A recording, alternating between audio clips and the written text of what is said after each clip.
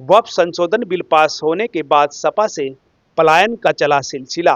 पूर्व विधायक नूर सलीम राणा के आवास पर सैकड़ों ने ली रालोद की सदस्यता। जनपद मुजफ्फरनगर में लगातार समाजवादी पार्टी को छोड़कर राष्ट्रीय लोकदल में शामिल होने का नेताओं का सिलसिला जारी है। आपको बता दें कि जब से वक्फ संशोधन बिल पेश हुआ है, तभी से समाजवादी पार्टी में पलायन करने का सिलसिला मुजफ्फरनगर में चल गया। चरथावल के पूर्व विधायक नूर सलीम राणा के आवास पर सैकड़ों की संख्या में चरथावल क्षेत्र से जुड़े समाजवादियों ने समाजवादी पार्टी छोड़कर रालोद का हाथ थाम लिया, जिस पर कैबिनेट मंत्री अनिल कुमार, पूर्व विधायक नूर सलीम राणा, रालोद जिलाध्यक्ष संदीप वलिक, मंडल अध्यक्ष प्रभात तोमर के द्वारा सभी समाजवादी पार्टी छोड़कर आए ग्राम प्रधान सहित अन्य लोगों को राष्ट्रीय लोकदल में स्वागत किया और उन्हें सदस्यता ग्रहण कराई। इस अवसर पर कैबिनेट मंत्री अनिल कुमार ने कहा कि लगातार समाजवादी पार्टी छोड़कर कार्यकर्ता एवं नेता राष्ट्रीय लोकदल में शामिल हो रहे हैं, क्योंकि राष्ट्रीय लोकदल एक ऐसी पार्टी है जो हर समाज को साथ लेकर चल रही है। जो वक्फ संशोधन बिल पास हुआ है, उस पर विपक्षीगण मुस्लिम समाज के लोगों को बहकाने का प्रयास कर रहे हैं। यह बिल गरीब मुसलमानों के हित में है।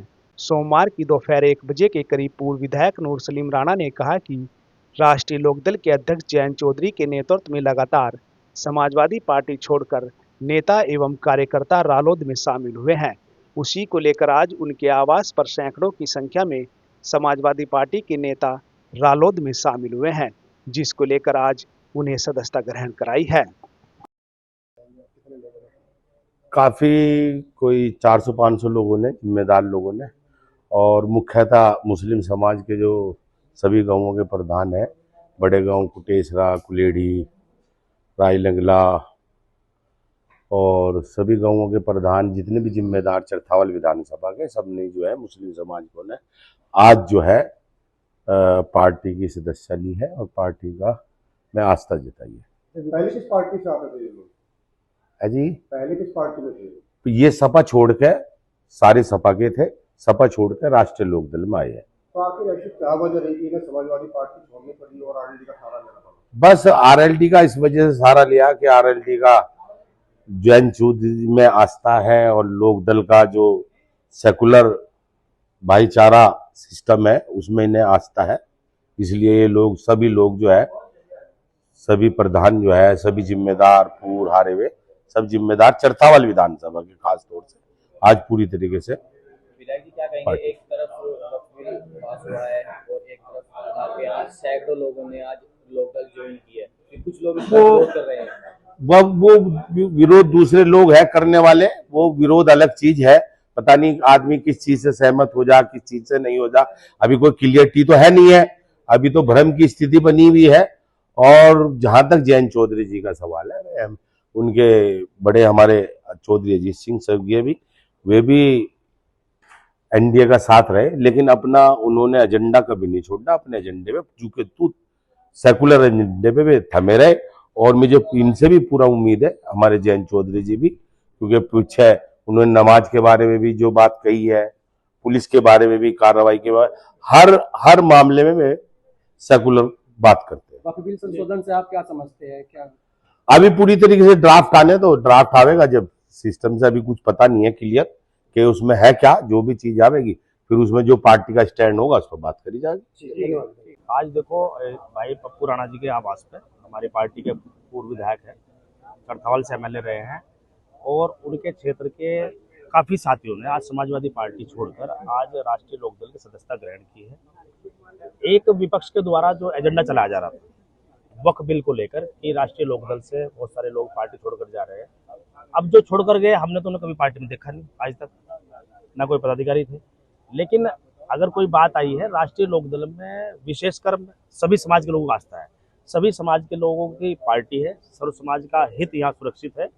आज क्योंकि एक सवाल खड़ा हुआ है वक्फ बिल को लेकर, तो हमारे मुस्लिम समाज के तमाम जिम्मेदार प्रधानों ने अपने साथियों के साथ में आज राष्ट्रीय लोकदल की सदस्यता ग्रहण की है और तमाचा उन विपक्षी पार्टियों को मारने का काम किया है जो इस बिल को लेकर राजनीति करने का काम कर रहे हैं। कल बुढ़ाना भी बड़ी तादाद में समाजवादी छोड़ के रालोद में आया है। मैं वही बात कर रहा हूँ, समाजवादी पार्टी का जो जनाधार है वो खिसक चुका है, और उसका सबसे बड़ा उदाहरण मीरापुर हमने जितना काम किया, उसके बाद कुंदर की 1,45,000 वोटों से हमने जितना काम किया है। और वहाँ के तमाम मुस्लिम भाइयों ने तादाद में वोट जो है एनडीए गठबंधन के प्रत्याशी को देना काम किया था। और ऐसे ही हर समाज का वोट जो है एनडीए को मिल रहा है। लेकिन विपक्ष के पास कुछ हिंदू मुस्लिम से जुड़े जो मुद्दे हैं उन पर राजनीति करने के अलावा कोई और मुद्दा नहीं है। क्योंकि जब से आदरणीय मोदी जी की सरकार 2014 से है और 2017 से 8 वर्ष सरकार आपका कार्यकाल महाराज जी के नेतृत्व में पूर्ण हो चुका है। और सभी सेक्टर में, सभी प्लेटफॉर्म में, सभी क्षेत्रों में, चाहे वो स्वास्थ्य का क्षेत्र हो, चाहे चिकित्सा का हो, चाहे शिक्षा का हो, हर क्षेत्र में काम हो रहे हैं, अच्छे काम हो रहे हैं। तो कुछ ऐसे जो हिंदू मुस्लिम से जुड़े मुद्दे तो उसमें विपक्ष राजनीति करने का काम था। मैं तो यही कहूंगा विपक्ष के लोगों को, तो मुद्दे कई बार सत्ता पक्ष से छूट जाते हैं, उन मुद्दों को, जनहित के मुद्दों को विपक्ष को उठाना चाहिए। विपक्ष भी लोकतंत्र में, विपक्ष का भी एक महत्वपूर्ण रोल होता है, वो भी सत्ता पक्ष के लिए एक आईने का काम करता है। तो एक आईने के रूप में अपना कार्य उनको करना चाहिए, ना कि राजनीति। वक्त बिल से जोड़कर देखा जा रहा है इस सदस्यता अभियान को। वक्फ बिल जो है, देखो एक बात सुनो, वक्फ बिल में संशोधन आया, वक्फ बिल को समाप्त नहीं किया गया।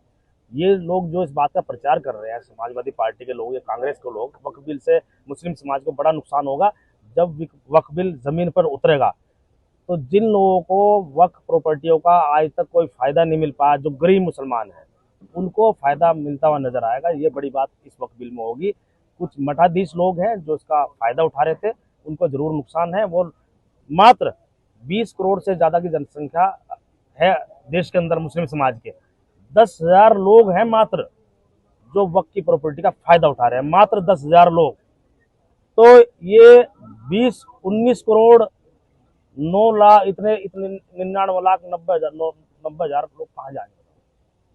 आप देख लो, इनका हक मारने का ये लोग काम करते हो, तो उनको दर्द है कि प्रॉपर्टी छीनेंगे और गरीब आदमी बटेंगे। मंत्री जी, मुजफ्फरनगर में पूर्व मंत्री है और कांग्रेस के आते हैं जो बड़ी तादाद में उन्होंने वक्फ संपत्ति कब्जाई हुई है। यही तो है अध्ययन। देखो, इसीलिए समय समय पर कोई भी विधेयक सरकार लाती है, समय समय पर उसमें संशोधन इसलिए आवश्यकता पड़ती है क्योंकि समय के अनुसार उसमें बहुत सारे व्यवहारिक चेंज जो जमीन पर आ जाते हैं। तो जो वक्फ बिल था काफी समय पूर्व में आया था, तो अब जो व्यवहारिक तौर पर जो जमीन पर जो दिक्कत आ रही थी उसको लेकर बिल आया है। और इसमें हमारे मुस्लिम भाइयों को कोई खतरा नहीं है। हमारे मुस्लिम भाइयों को इसमें जो है आश्वस्त रहना चाहिए। इसमें निश्चित रूप से हमारे मुस्लिम भाइयों को फायदा होगा। महिलाओं को कोई अधिकार नहीं होगा, महिलाओं का अधिकार होगा। और एक गरीब मुसलमान जिसको हमेशा हर चीज से दूर रखा जाता है, उसको निश्चित रूप से इस बिल से फायदा होगा। ठीक है।